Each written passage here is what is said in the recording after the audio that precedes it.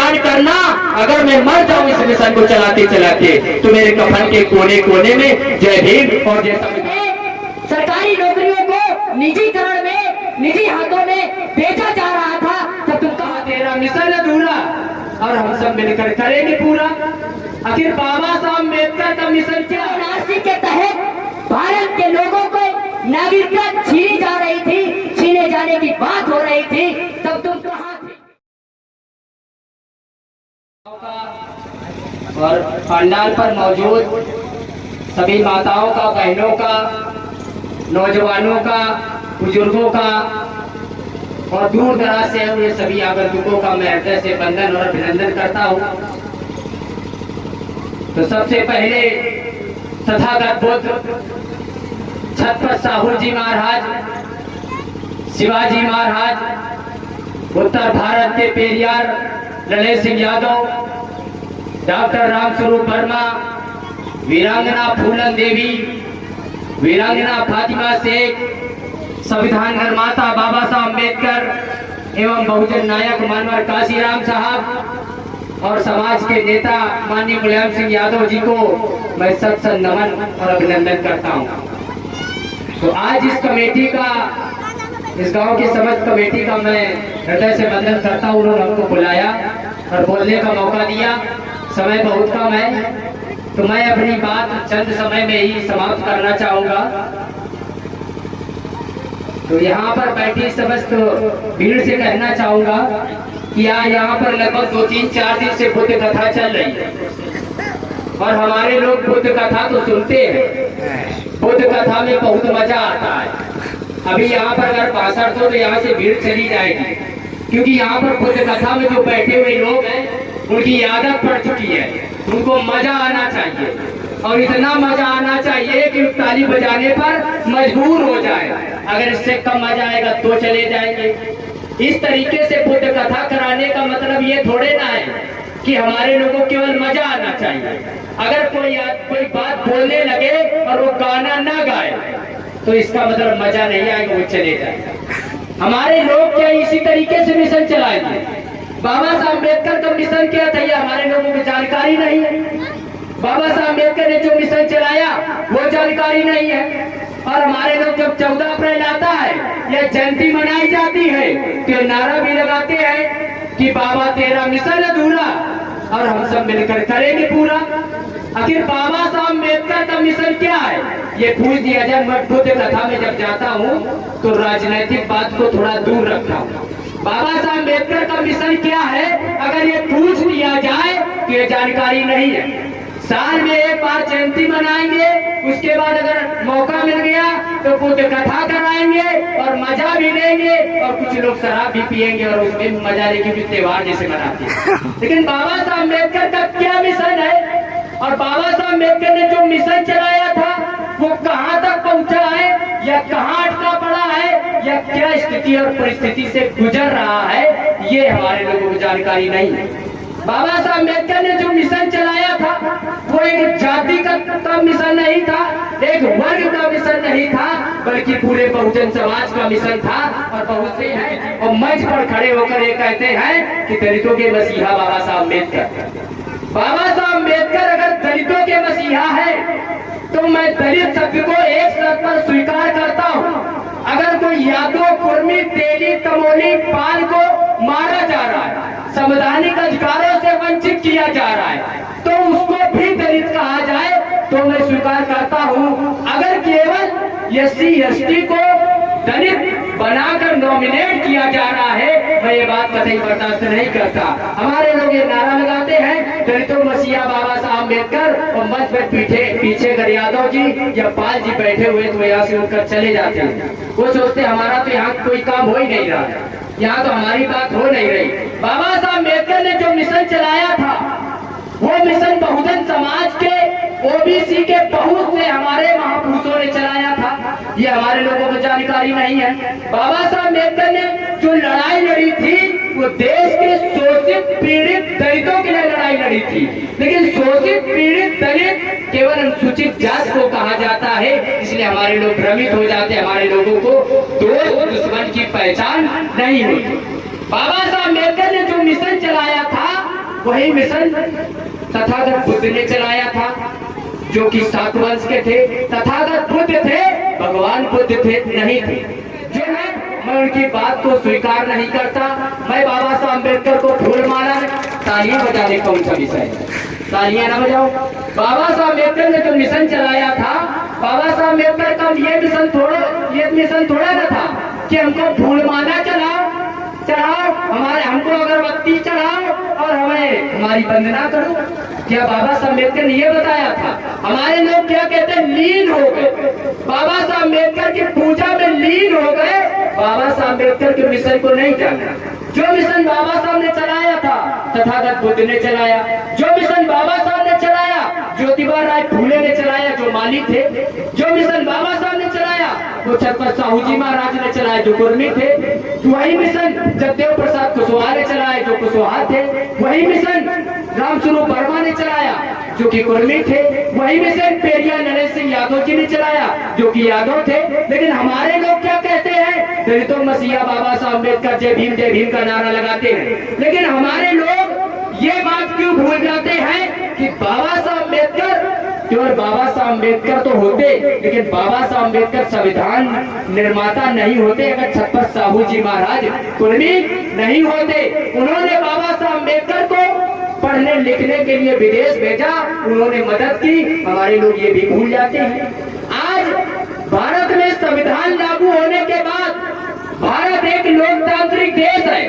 भारत में संविधान लागू होने के बाद आजाद भारत में हमारी स्थिति क्या है, ये एक समीक्षा का विषय है।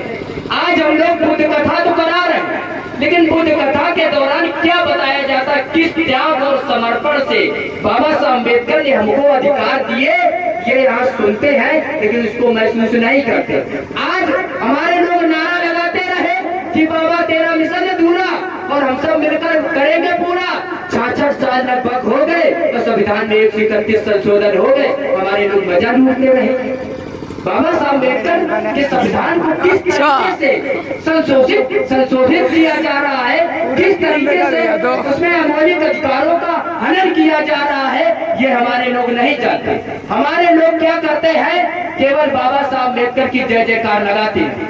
आज देश में 15 अगस्त 1947 को भारत आजाद हुआ और आजाद भारत में वर्तमान में भारत की स्थिति क्या है, ये नहीं जानता। बाबा साहब अम्बेडकर ने लोकतांत्रिक राष्ट्र का निर्माण किया, संविधान दिया। समता, स्वतंत्रता, बंधुता, न्याय पर आधारित राष्ट्र का निर्माण ही बाबा साहब अम्बेडकर का मिशन है।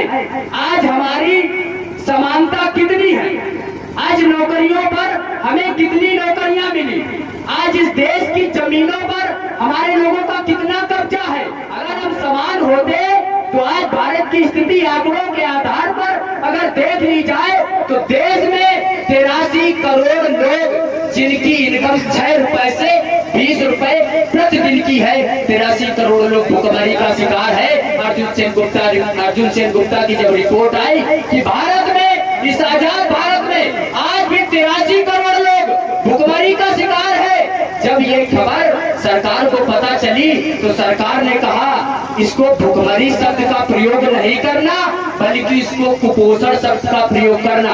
और प्रिंट मीडिया और इलेक्ट्रॉनिक मीडिया में खबर दिखाई गई कि भारत में 83 करोड़ लोग कुपोषण का शिकार है।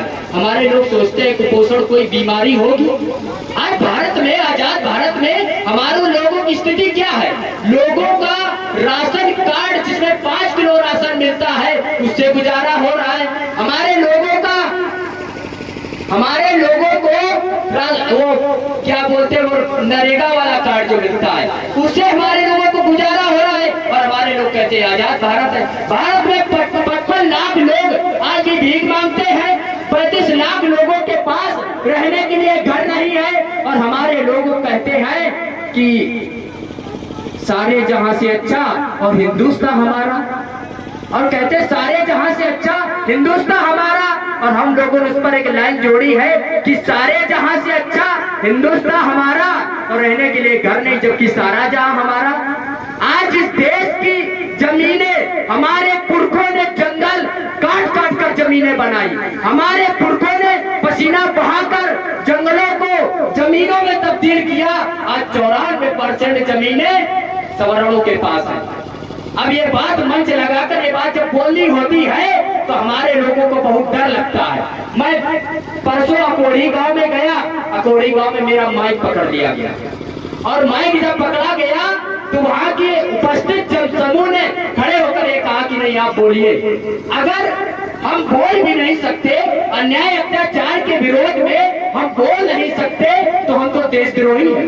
वो लोग आए दिन हत्या, लूट, बलात्कार आए दिन कर रहे हैं। हमारे लोगों की महिलाओं के साथ आए दिन बलात्कार होता है, आए दिन हमारे लोगों के घर जलाए जाते हैं, आए दिन हमारे संविधान में अधिकारों का हनन होता है और हमारे लोग क्या करते हैं, हाथ में हाथ धरे बैठे रहते हैं, क्योंकि उनको नेता पर भरोसा होता है कि हमारे नेताजी हमारी लड़ाई लड़ेंगे। मैं आखिरी बात कहकर अपनी बात समाप्त करना चाहता हूँ। जब इस गांव में कोई भी जिला पंचायत या चेयरमैन का या विधायकी का या सांसद का वोट मांगने आए तो एक मैं आपसे एक शर्त रखना चाहता हूँ, आप हमारी बात को उनसे जरूर कहना। जब यहाँ पर वोट मांगने आए तो उससे एक सवाल करना कि जब SC/ST एक्ट खत्म हो रहा था तब आप कहाँ थे? एक फोटो दिखाइए जरा। जब इस देश में सरकारी नौकरियों को निजीकरण में, निजी हाथों में बेचा जा रहा था तब तुम कहाँ थे? जब NRC के तहत भारत के लोगों को नागरिकता छीनी जा रही थी, छीने जाने की बात हो रही थी तब तुम कहाँ थे? जब इस देश में OBC के निकाय चुनाव में आरक्षण 0 कर दिया गया था तब आप कहाँ थे? क्योंकि आप हमारे नेता हैं तो आपको हमारे अधिकारों के, संवैधानिक अधिकारों की जानकारी होनी चाहिए। अगर आपको जानकारी नहीं है तो वो नेता आपका भला, वो केवल अपना पेट पालेगा। दूसरी बात, समाज में आज भी बाबा साहब अम्बेडकर के अधिकारों के बदौलत IAS, PCS, डॉक्टर, इंजीनियर, वकील बन गए। उसके बाद जब वो अपने सरकारी पद पे काबिज होता है तब इसको इसी समाज से बदबू आती है। उसके बाद जब वो 60 साल बाद रिटायर होता है, रिटायर होने के बाद वो जिला पंचायत का चुनाव लड़ता है, चेयरमैनी का चुनाव लड़ता है, विधायकी का चुनाव लड़ता है और हमारे लोग, वो आता है तो उसको माला पहनाते, सम्मान देते हैं और वो नेता बन जाता है। उसके बाद वो अपने मुंह में पट्टी बांध लेता, हमारे अधिकारों की बात नहीं करता। तो अगर आपको नेता चुनना है तो नेता उसको चुनिए जो समाज में आपके अधिकारों की जानकारी रखता हो, अधिकारों की लड़ाई लड़ता हो, रोड पे उतर के आंदोलन करता हो और अधिकार जब छीने जाने की बात हो रही हो तो जान की बाजी लगा देता हो। वही बाबा साहब अम्बेडकर का असली अनुयायी है, वही बाबा साहब अम्बेडकर के असली मिशन को बढ़ाने वाला है। तो यहाँ पर मौजूद समय बहुत कम है, हमारे पास पर्ची आ गई। मेरी एक आदत है, मैं जबरदस्ती बोलता रहता हूँ तो बहुत समय कम है, तो मैं यहाँ पर उपस्थित जन समूह से कहना चाहता हूँ कि अय मेरे दोस्तों मुझ पर एक एहसान करना, अय मेरे दोस्तों मुझ पर एक एहसान करना। अगर मैं मर जाऊं इस मिशन को चलाते चलाते तो मेरे कफन के कोने कोने में जय भीम और जय संविधान लिखना, क्योंकि मैंने जब से होश संभाला तब से मैंने इस अधिकारों की लड़ाई को बोलते हुए या आंदोलन करते हुए अधिकारों की लड़ाई में मैं शामिल रहा। मेरे खिलाफ आज तक 6 मुकदमे हो गए। 19 साल की उम्र में मेरे हाथों में हथकड़ियां डाल दी गई, 3 बार मुझे जेल में रखा गया। 5 मार्च 2019 को जब मैं जेल में थाने में पकड़ा गया तो मुझे इतनी बेरहमी से मारा गया था कि मैं 15 दिन इस तरीके से सीधा लेट नहीं पाया, क्योंकि वहां का जो SHO था वो SHO बाद में था, पहले आरएसएस का वो कार्यक्रम हमको इतनी बेरहमी से मारा था ताकि आने वाले समय में इस तरीका का कोई नाग पैदा ना हो। वो मुझे कहता था ऐसे नागों को कुचलना होगा। जो समाज की लड़ाई सच्चाई से लड़ेगा उसके खिलाफ आए दिन लाठी डंडा थाना पुलिस का सफर तय करना होगा, तब हमारे अधिकार बचेंगे। इसलिए मैं कहना चाहता हूँ कि जब सड़कें सुनसान होती तो संसद आवारा हो जाता है।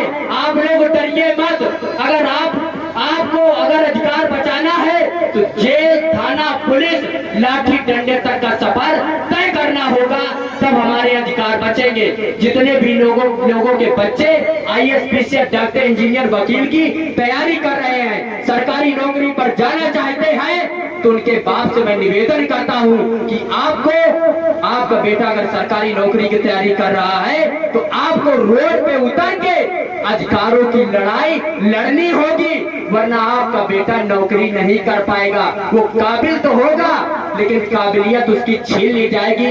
एक उदाहरण है, एक गांव में एक पहलवान बहुत अच्छी पहलवानी लड़ता हो और बहुत अच्छा पहलवान हो और उसको पहलवानी लड़ने का मौका न दिया जाए, किस बात की पहलवानी। आज हमारे लोगों के अधिकार दिन पर दिन छीने जा रहे हैं, उनको नौकरियों से वंचित किया जा रहा है। समय बहुत ज्यादा हो गया है। मैं यहाँ उपस्थित जनसमूह से कहना चाहता हूँ, जय भीम, जय मूल निवासी, जय लोकतंत्र, जय संविधान। धन्यवाद।